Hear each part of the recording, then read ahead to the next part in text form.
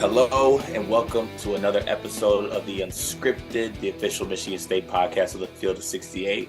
I am your host, Carter Elliott, and before I even get started on this, I just want everyone to notice that I got a new backdrop, okay? I got the Brits in the background. Shout out to Albion. I know a lot of people don't like the backgrounds that I have of the paintings that my wife did, which honestly hurts her feelings a little bit, but that's okay. I'm here with my co-host, as always, Greg Waddell. Greg, how we doing? I'd just like to note that anytime I've asked about the paintings in the past, you told me that you've made them. Now we hear that your wife made them. I don't feel that I can trust you in any form whatsoever at this point. But that should come as no surprise. I mean, you are Carter Elliott. You are a deceiver. You are a liar. And in this very moment in time, you are a loser because your team lost to my team. And we're going to talk about it on this very episode. And I can't wait. Okay. Well, thank you for those descriptive words that you used about me. Thank you. Can't say kind words, but first off, before we get into the actual gameplay, I feel like it has to be discussed somewhat. I think everything that was done surrounding the game, as far as in reference to and in honoring the students that tragically lost their lives and everyone who was affected by the situation. I mean, I feel like across all fan bases, that was just something great to see. I thought everything was, very well done and very well taste, and everything kind of surrounding that. So I don't know if you had any 2 cents on that at all, but, before we actually got into the gameplay, I did want to make notice of, everything that was done. I thought it was very touching and moving. Yeah, I wholeheartely agree. I kind of said it. I went on Sheehan's Locked On Spartans podcast in the middle of the week. And, the one of my only things I really said pregame or cared about pregame was that I feel like this rivalry had an opportunity, given the circumstances, to do something really special. And it was going to take both sides to do it. I give both sides credit. I think both sides did a great job with the way this was handled. It started with the way the University of Michigan, sort of opened their arms to it. But it was a two-way street because you need a Michigan State to reciprocate that. And I think everybody did. There's a lot of healing that needs to be done, but it was just good, man. Like, I don't know. I've seen a lot of stuff in the coming days since of just like, I don't know. We listened to that podcast on the way home from our drive this morning. Actually, we're recording this late on Monday night, and it's like I still don't know who that was. I don't know who it was either, but it was just like people were just like, oh, like if you're trying to act like this, the special moment of niceness and positivity, that just trivializes the whole incident. I'm like, I don't think it does. I don't think it does. If you listen to Tom Izzo's words at the vigil, like, we all have an opportunity and we all have a platform to like just be good people and be positive in a way that this rivalry hasn't seen in a damn long time, man. It just hasn't. And look, I've said for forever, it's the greatest rivalry in sports. I genuinely believe that. Like Duke, North Carolina, who cares about football, right? Like Michigan, Ohio State, nobody cares about the basketball game. This rivalry is as heated and as good as any in college sports. And there's nothing wrong with that, but you've got to remember that at the end of the day, like, we're all people. There has to be human decency behind it. And you're right. Like, it shouldn't have taken a horrific incident like this for us to remember that. But given the way the last year has gone, it really needed this. The rivalry needed this, in my opinion. So I give everybody credit. Yeah. It was beautiful to see. Yeah, 100%. I think that you hit the nail on the head. Like, in the rivalry, so many things are said. So many. I mean, it really is a heated rivalry. Obviously, me and you know it because we're like in it and in the kind of the trenches of it. It's a heated rivalry that honestly, a lot of the times crosses lines. It truly does. It's really is. Honestly, I hate to use the word, but it is a hate type thing. So it crosses lines at times. So it was good to see that even with all that going on, like, there is somewhat of a decency, and obviously it's a tragic situation, but there is some decency about the actual rivalry and people just being good people, like you said, at the end of the day. And that's what it's about. And they were able to do both sides too. Like the front row of the Maze Rage, like, was still trolling the Izzone. Like they had the seven other teams. That was hilarious. That was hilarious. That was hilarious, by the way. That was a good move. It was perfectly perfectly fair rivalry move, right? So like we didn't lose the element of, oh, we get to talk shit to each other. Like everyone was able to realize this was bigger than the hatred of sports. And I hope people remember that and that resonates in the future. It probably won't, but for one day, it was really, really beautiful to see. Right. And there's going to be, like you said, more healing that goes on kind of throughout the year. This is obviously just the beginning, but I definitely just wanted to address that before we actually get into the actual game talk, just so that it is acknowledged. And honestly, I think moving forward, I'm not saying we're not going to talk about, obviously, the effects of what the tragedy has had. But, at the end of the day, we kind of are a basketball podcast. And as we do acknowledge it, and we're always going to remember it, and it's going to be part of us, honestly, we do want to actually talk about the actual game and what happened in that. So let's go ahead and get to that game. Obviously, the emotions were high with just it being a rivalry. And it came out in the game, and you saw that it looked like a game off rip that we were going to get Michigan role players stepping up. If anyone did not know, in the very first meeting, it was released after the game that Doug McDaniel was actually dehydrated, I believe, coming into the game. Is that what it was? Dehydrated? It was dehydration, supposedly. But we can joke about it. I do joke about it. I laugh about it. Supposedly, he was actually in the hospital the morning of the game. So that was the previous one in East Lansing. But yes, it was dehydration. Yeah, and he had a tough game. He had a tough game both on the stat sheet and also just like you pointed out, AJ Hogarth and Tyson were exerting their will. They were talking that shit. And they were making sure Tyson knew. I'm not sorry, not Tyson. They were making sure that Doug knew that he was in Breslin hell. And it definitely got to him, whether it be because of how he was feeling or what was going on the court, it got to him. And, whether it be because he's at Chrysler or because he had enough electrolytes, that young short fella came to play. And he did. That's an all-timer line, man. That's an all-timer I'm saying that man came to play. I don't know, maybe because the 2013 team while Trey Burke was in the stands, but I mean, he was locked in from the rip. We had a steal at half court by him on Tyson Walker, where he basically went on a Birking. It was not a Birking. We argued this about 50 times this weekend. It's not a Birking. Listen, the definition of Birking in my heart, which is all that matters to me, is when a point guard takes the ball like it's candy from a baby from the opposing Michigan State point guard at Chrysler Arena. That was a Birking. But that's not what actual Birking is. The actual Burke move is that when the point guard is kind of backing down or trying to protect the ball at half court, and then he goes to make a move and you kind of reach around and take it as he's making the move. That's what Birking actually is. But that's just a wraparound steal. Plenty of players are capable in all rivalries, programs, all times of games. A wraparound steal is a thing. That could happen in a Syracuse NC State game for all I care. A Birking is when a Michigan point guard looks a Michigan State point guard in the eyes and says, you better be careful with that thing. Whoops, give me that. 2 points. Doug McDaniel did that. He did it early in this game. So, yeah, I was impressed. I liked it from Doug. Good grief. But, with everything going on, I thought that Michigan State actually was playing pretty well. They had some really good things in the first half. One that I want to point out, I thought that Jay Naked's actually got some ball handling duties in the first half. And he did some really good things. One that stuck out in my mind, he had a really good wraparound pass kind of out of a pick and roll to Carson Cooper for an and one layup. And things were kind of looking really good. I believe that we took our largest lead of the game at 8 points in the first half. But to Michigan's credit, they never really let it get outside of that 8-point margin. They always kind of stuck around. They stuck around.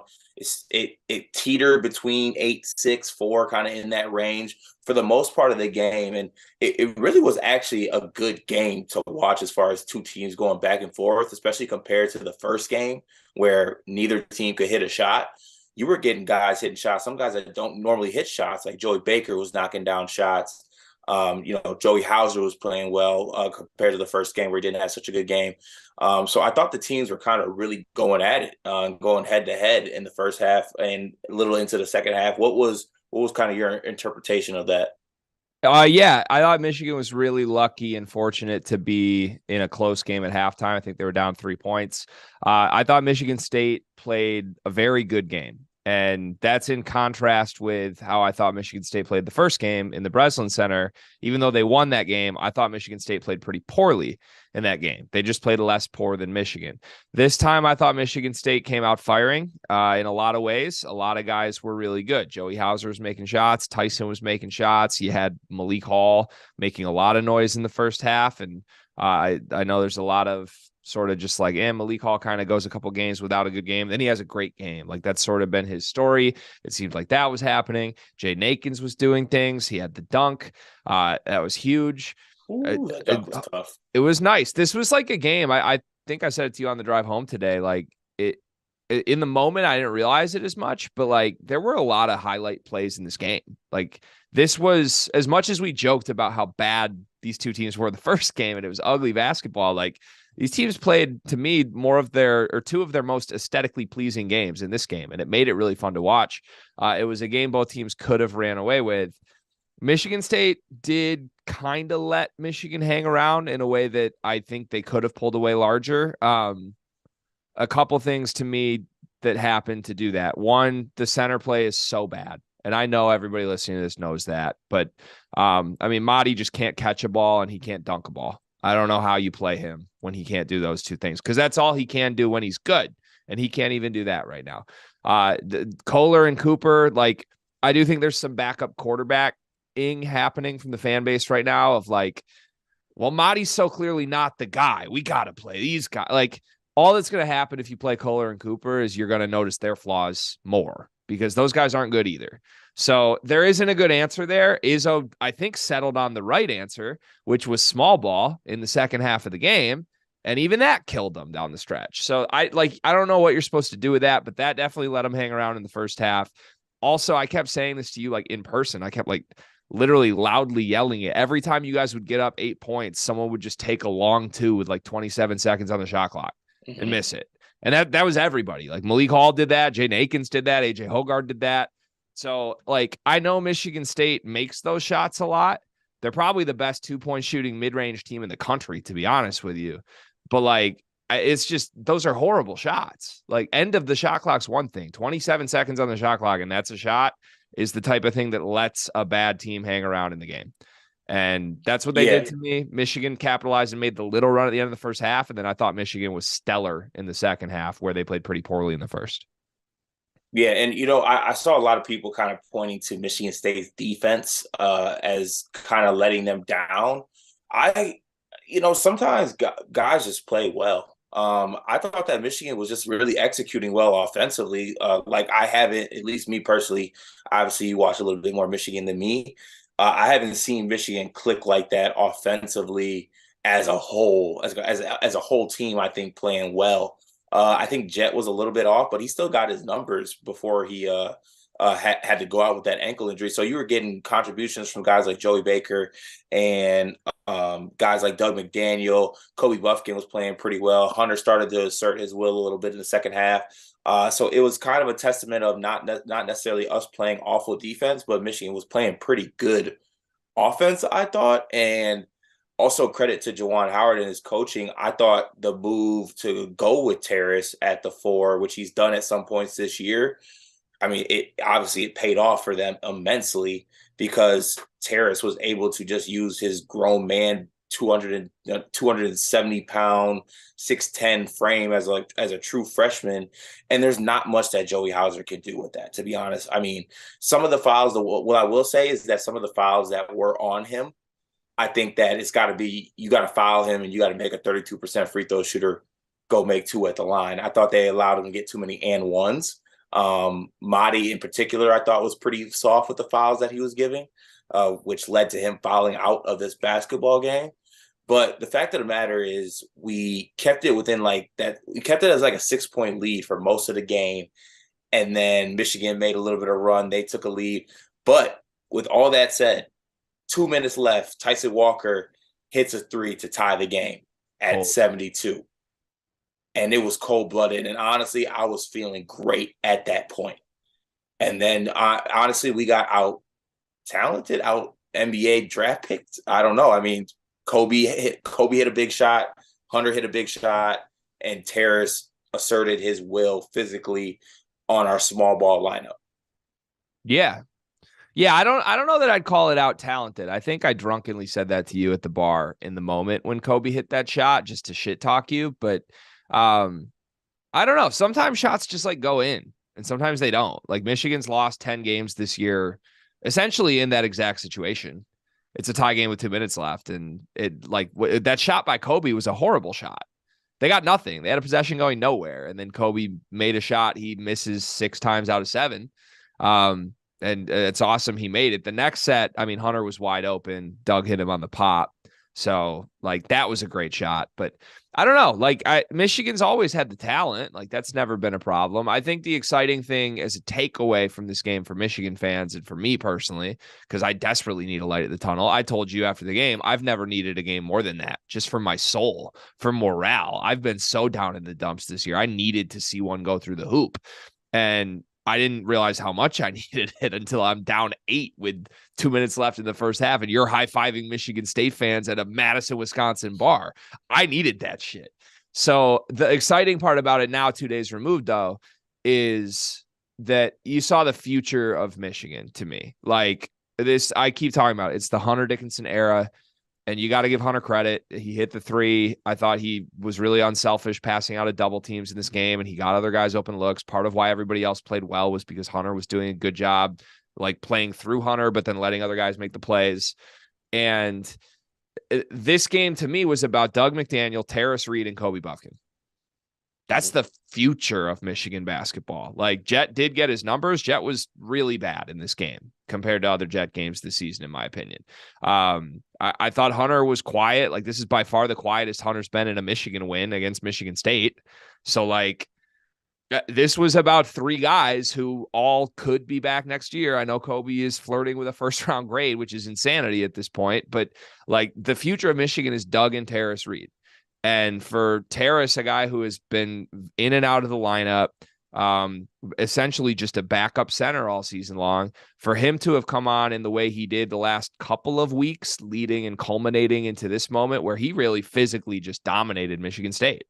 That's crazy. Mm-hmm. A freshman backup big just physically dominated a veteran Michigan State front court and won the game. And then the other, like Doug had 18, 4-4 with 0 turnovers in 39 minutes. Mm-hmm.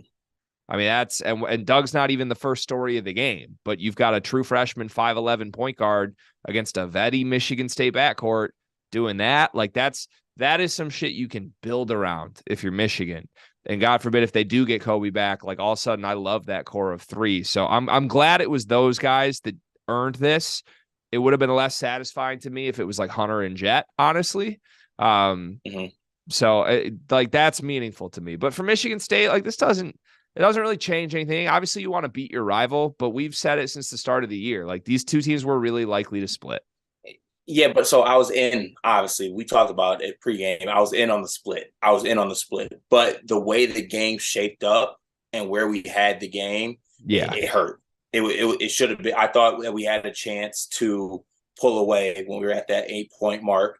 And unfortunately, we weren't able to. And, credit, I mean, I hate saying credit to the other team, like kind of hang the banner energy, but truly you just got to kind of tip your hat to Doug being a 5'11" true freshman and bouncing back from having probably his worst college game, the first game against Michigan State, whether it be because of other circumstances or not, to bounce back and have that type of game against a veteran backcourt, like you said, in Michigan State, that's impressive. Kobe Buffkin to do that, that's impressive. To Terrace Reed to kind of have his, I mean, he has had some moments this year in games that I've watched, but this to be his kind of a coming out party in a rivalry game to win it, that's impressive, and credit to them for doing that.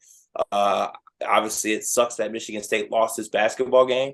I do want to point to one thing though, more specifically, and I'd actually like to get your thoughts on it to see if you kind of saw the same thing. But I think that we did a bad job utilizing small ball on the offensive end.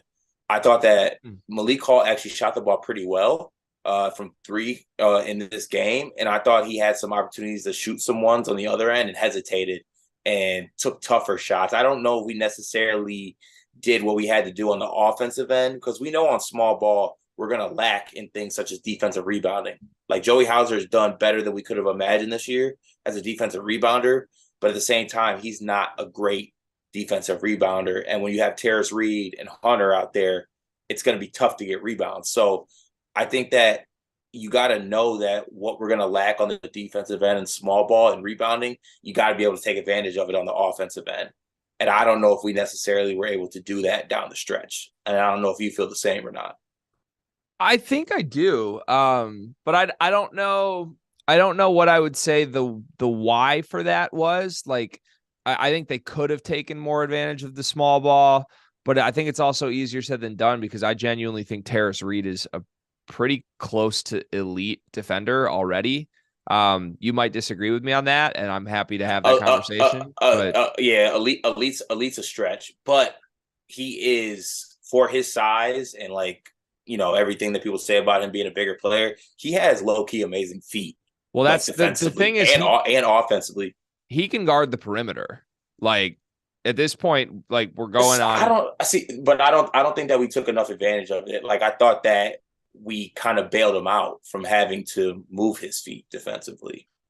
That's fair, but I guess like I just don't like if it's Joey Hauser who's supposed to take advantage of Terrace Reed. Joey's not burning him off the dribble, so like it would have to be Malik that does that, and Malik's not healthy Malik right now. We know that. He hasn't been for a month, and he probably won't be for the rest of the season, even if he keeps playing a lot. So like or his career, honestly. He's just not the same guy. And that doesn't mean he can't have good games, but like he's not the guy who's gonna just create space off the dribble and hit fadeaways. So like Terrace moves his feet really well. He can get out on the perimeter. If there was a guy you would take advantage of in that small ball look, it would be Hunter. So maybe that could have been exploited a little more down the stretch, but I don't know. I also just think like Michigan State is kind of Rutgersy. I don't mean that as an insult, but like the profile of this team this year is like grimy offense, tough, vetty, make plays when it matters in the clutch, and be great defensively and play pretty slow, right? Like that's who they are. It's not necessarily a normal Tom Izzo team, but it works with this team. The problem is like there's going to be moments where the offense stagnates because their offense isn't that good. Like that's just the truth. So like it's a team built around a lot of 2-point shots, and they're like nationally very bad from 2-point range. Like they're 274th in the country in 2-point percentage, and they take a bunch of twos. Yeah. The only thing that this team's great at offensively is shooting from three, and they don't take any threes. They're 301st in the country in taking threes. So like it's a weird team. It's a weird team. There will be games they look really good offensively, but it's much more likely Michigan State wins games in the 60s. In fact, look at their last 4 wins, Cart. 62-41 over Ohio State, 63-58 over Maryland, 63-61 over Iowa. Like, so I don't know. Like, I don't necessarily blame them for like not doing better offensively down the stretch, because I sort of think this is who they are offensively. And honestly, Joey and Tyson made a couple shots that like normally would put this team over the hump. To me, the larger issue was they didn't get any stops down the stretch. And I think to your point, like you could have fouled Terrace Reed more than you did. And allowing him to get and ones instead of, he's going to go 1 of 2 at the line at best was big. Yeah. Well, yeah. Like I said, I think it was just guys making shots. So credit to Michigan for that. I know you mentioned it earlier, and I know we bring it up a lot, but the center spot, it's got to be discussed, because in games like this, it's truly hurting us that it's not even getting nothing. It's a negative. It's a negative effect. Like we got games where he's not able to catch the ball. He is having breakdowns defensively. He's having foul trouble. A lot of them being touch fouls. Breakdowns defensively.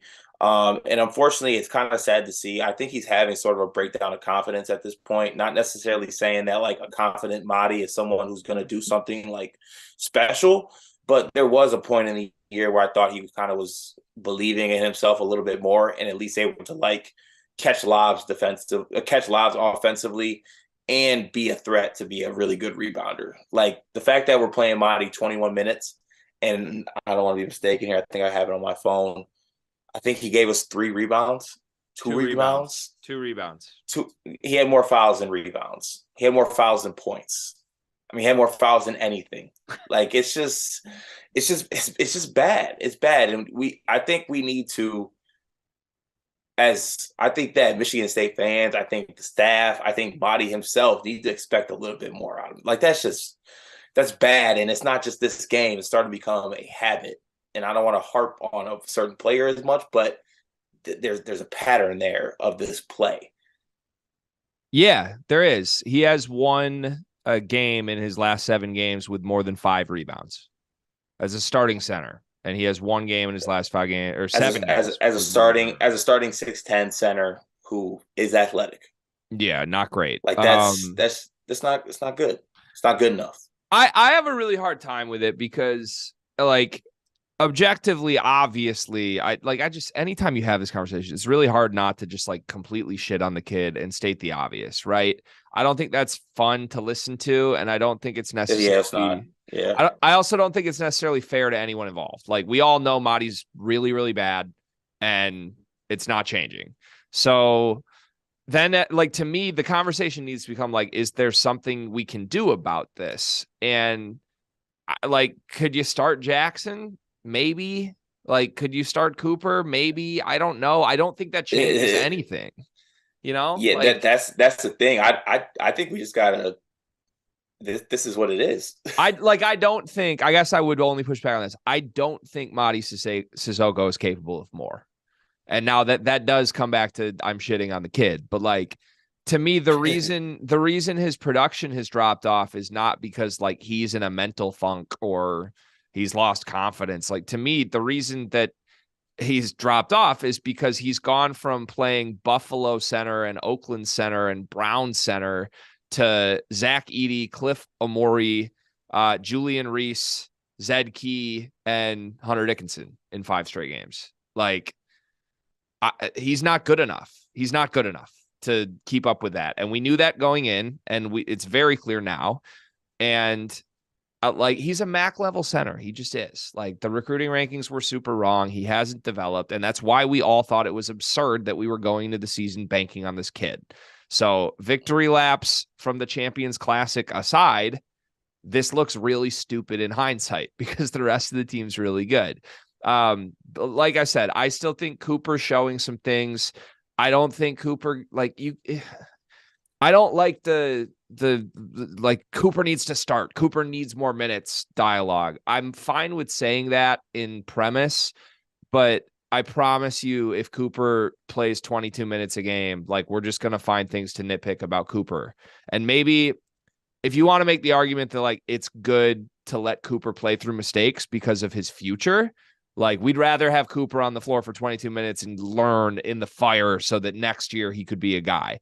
I'm here for that. At this point in Mady's career, I don't think he's ever going to turn the corner. Maybe Kohler and Cooper will. But I also think like those guys are not ready for these tasks either. And there is a level of let's protect those guys a little bit here because Michigan State can win games even with how dismal their center spot is right now. And like at the very least, we know Mady is capable of going out and being so non-productive and like it not killing everyone's morale. Like that is something right here, because if you just feed Cooper or Kohler to the fire and they get absolutely torched by an all Big Ten center, like that could be really detrimental to things in general. So I think this just needs to continue how it is. I think it's going to continue how it is. It's a great question for the offseason because I know Xavier Booker's coming in. I don't think Xavier Booker is going to play many, if any, minutes at center next year. I just don't. I think he's going to play the 4. So that becomes what do you do again? Like, do you try to get Mady out of there? Do you try to encourage a portal? I don't think Tom wants to do that. It would be so wild if he basically admits he was wrong and goes to the portal for a center now. So it's going to be fascinating to watch play out, but I just think you're stuck. I really do. Yeah. And, speaking of stuff, I do want to comment on just the fact, like, kind of where Michigan State is after this game. We're in the same exact spot. We are stuck where we were before, kind of in that sense.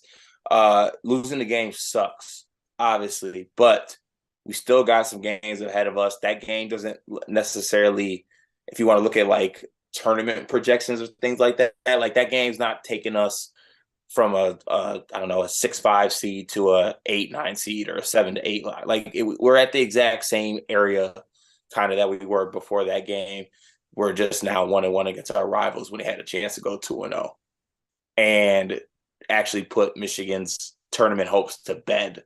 So now their fans, including Gregory, have this sliver of hope that they can go 3 out of the next 4 games and do something with their season. So now we got to deal with that. So that's great.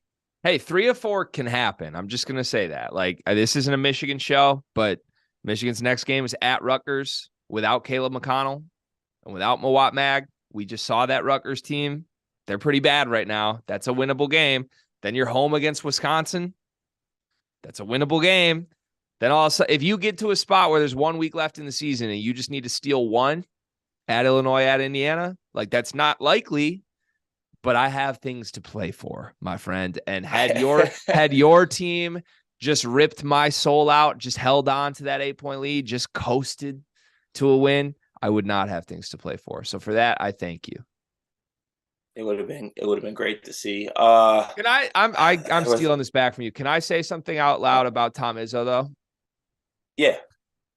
I feel obligated to say this because I think I've been probably the most annoying Tom Izzo critic on the internet over the last 3 years. No. I look, I have criticized everything about the man in essentially every single appearance I've done, from his rotations to his portal approach to what I view as hypocrisy about the things he says, to his ethics. Like, to things he has said in times of crisis in the past that have really rubbed me the wrong way. And I know Michigan State fans hate when I say those things. And a lot of the things I've said will not ever resonate with Michigan State fans. I know that. That's fine. Given the last week, I want to say very clearly out loud, I have never had more respect for Tom Izzo in my life. What he said at the vigil was perfect. It was needed. It resonated with me and every other Spartan on earth. So I thank him personally for that. And then not only that, I said this to you. Obviously I wanted Michigan to win. I needed a Michigan to win, like I said. But like, if there ever was one, I would have been okay with Michigan State winning against Michigan. It would have been this one. And I was very curious what like Izzo's presser would look like, because if there was ever a time to just say, look, my team was so damn distracted, like it would be this. That would be honest. And he didn't do that. And I give him credit for that. He hit the press conference and essentially said, like, look, this week was awful. And he said all the right things, but like, we did not lose the game because of that. And I was very surprised to hear Tom say that, but I appreciated hearing him say that. I thought he was right in saying that. And like I said, man, I just color me shocked in a way, but everything the man has said and done in the last week, I have the utmost respect for. So I wanted to get that on record. I love hearing that, because I truly do respect Tom Izzo and everything he, has done for the university. And obviously, like with the tragedy coming out, the people look for the president to speak. But if I don't mean to disrespect the higher up powers in Michigan State and, the authorities there, but like Tom Izzo is the face of Michigan State. Like he is Michigan State. So for him to come out and speak at the vigil, and obviously, like you said, to echo what you said, the words were just they were just perfect. It was perfect. It was needed, and everyone needed to hear it. And as far as even outside of that, for me this season, this was one of Coach Izzo's toughest coaching jobs, I think. Now, we can argue whether it's a tough job because of the position he put himself in as far as his players and whatnot, but this was one of his toughest coaching jobs of his career. And, there was times in the offseason and even early in the season where there was a real dialogue about this team doing things like missing the tournament and things such as that nature. And it's late February and we're not in that position. Now, knock on wood, Still a couple games left. I don't really know what happens in those games. If we fall off a cliff, then it might get scary. It might get a little spooky. But you know what? All in all, I'm okay with the position that we're in. I want to finish the season strong, of course, but I'm okay with where we're at right now. So, I mean, we're on to the next game. I didn't really want to do much Indiana preview in this game, G. So I'm just gonna do like quick little, probably couple minutes here, just speaking on that because it's gonna be the first game in the Breslin Center. Obviously since the events that happened. So it's going to be emotional. I know it's probably going to be a huge environment. There's also the underlying factor that I want to see is that the last time we played at Indiana, things got a little chippy. Things got spicy. And there were some words said, and it got really chirpy. So, I'm interested to see them boys come back to the Breslin. They got to see us in East Lansing. That's all I'm saying. But I look for Michigan State to bounce back, and I think they get the win in this game, to be honest with you. And I probably would have said that without the other magnitudes of everything else going on, just because I think they'll be playing at home, and Indiana already beat them earlier this year. And Indiana's proved themselves to be a team that they don't play as well outside of Assembly Hall. So I think it'll be a really fun and good game. And I predict Michigan State to win that basketball game, though. Yeah, I think that's probably a good prediction. I'm going to try really hard to analyze this game from a lens of ignoring the circumstances, but it's so hard to, right? Yeah. But all that said, I think Indiana's playing really good basketball right now. I disagree a little bit with you on their struggles away from home. Historically, they've definitely been horrible away from home, and they have a lot of road losses this year. Don't get me wrong, but they've actually won some pretty impressive games on the road this year. Like they beat Xavier at Xavier. They won at Illinois. They won at Michigan in a game that Michigan really looked like they were going to win. So like, oh yeah, Michigan's not a hard place to play. I get that for sure. But like, this just isn't like in Trace Jackson Davis's career, they've lost a lot of those games. This year, to me, like they've won those games. So the chippiness element is going to be interesting to me because I think if there was no if straight out, if the shooting did not happen and if there wasn't all this high emotion stuff, I think this game would be incredibly chippy. Like I think there would be a lot of back and forth potentials for technicals. Like this was a big circle the calendar game, and I don't know how that happens now, given just the energy that's going to be in Breslin being such a, like, we need to come together in a happy way and in a resilient way. So it's going to be weird. It's going to be really weird in that arena for sure. Indiana's playing better basketball than Michigan State to me right now. So I don't know. I think I would have predicted Michigan State to win this game 2 weeks ago. I don't know that I would now. I think it's probably going to open as like a pick'em game. And a game that certainly Michigan State could like stamp. I'm not saying they're on the bubble, but like you beat Indiana, you stamp your ticket of like the worst case scenarios. You're going to get an 8 seed in the tournament. Whereas if you lose this game, like all of a sudden you're like, are you falling to like the 10 range? Are you like, you're supposed to take care of shit at home. So there is a lot to play for here, in my opinion. Yeah. But at the end of the day, I'm not scared of the big man that palms the ball. I'm not scared of Race Thompson with his headband and his knee brace. I'm not scared of Jalen Hood-Schifino because he turns into light-skinned Russell Bird outside of Assembly Hall. So I'm confident in what Michigan State's about to do. I think Trace they're going to Jackson get the Davis win. has been the best player in the country, though. And like we just talked about your center spot. Not my country. Okay. Respect to yours. But that does it for another episode of Unscripted. I hate doing unscripted episodes when I lose to Michigan. It's no fun. It truly isn't. I have fun. But it is what it is. I have a little I'm fun. glad Are we going to address the amount of shit talking that I did to you in Madison, Wisconsin Saturday night, or are we moving past that? Yeah, let's just say it's blessed that I still have a co-host because I almost had to throw Greg off a balcony. I deserved a lot. I'm talking of it, about we watched it. Just to give y'all a backdrop, we watched it at a bar, Nitty Gritty, in Madison, Wisconsin. Great place, by the way. Highly recommend people going there if you're in Madison. And I was getting chirped during the game. I was getting chirped after the game. I got chirped on the walk back. I got chirped in the walk into Cane's to get chicken tenders before we went back to the hotel. I got chirped as I brushed my teeth before I went to bed. I got chirped as I plugged my phone in before I went to bed. I got chirped as I was sleeping. It was a chirp fest. But, hey, you win the game, you can chirp. So, congratulations. I needed that one. I really needed that one. Glad. We are at best when our powers and our individual rivalry balances each other out. We need some yin and some yang here. That is true. I'm like, we can't let one of us get too high or too low. So honestly, we've been doing this for 4 years, and it's been a split every year, pretty much. That is true. Eventually, one of us is going to have to take like a kind of a substantial like 2-game lead, 3-game lead, or like really hang our hat on. But I just want to close this out by saying us watching the game together was special. And I'm not making up this story. Somebody actually came up to us after the game, and they were like, you guys need a podcast because watching y'all reactions during the game was electric. And I bullshit you not, that was said to us. It was a good night. It was fun. It was a fun night. Also, last thing, are we going to address the fact that Hunter Dickinson is still coming after you?